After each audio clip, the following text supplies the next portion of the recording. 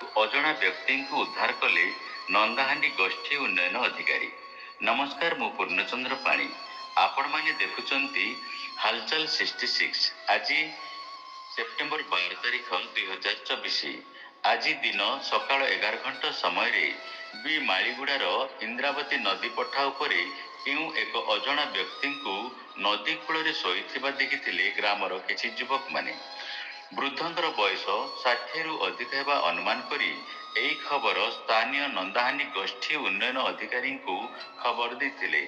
खबर पाई नंदाहांडी गोष्ठी उन्नयन अधिकारी श्री क्षीरोद चंद्र साहू, नंदाहांडी कार्यनिर्वाही जंत्री श्री प्रफुल्ल चंद्र कंहर, नंदाहांडी पंचायतर उत्कल भत्रा तुरंत बी मालीगुड़ा पहुंची वृद्ध लोकटी को उद्धार करने सह 108 आंबुलेंस डकाई नवरंगपुर मुख्य डाक्तरखाना भर्ती करथिबा सुना जाउछि।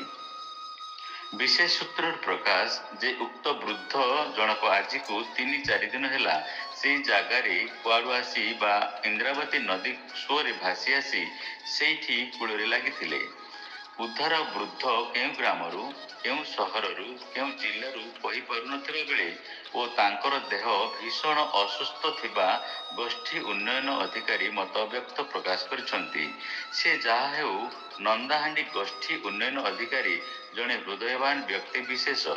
बहुबार से एभली सामाजिक कार्यक्रम बा पर उपकार निजको नियोजित करी पछघुंचा दियंती नाही। सतरे नवरंगपुर जिल्लार जड़े उच्च प्रशंसित अधिकारी एई नंदाहांडी वीडियो महाशय आम हालचाल 66 तरफरु तांकु दीर्घायु सह स्वास्थ्यवान रही निजको एमती देश सेवारे नियोजन करने को जनसाधारण रे आशा प्रकाश करती।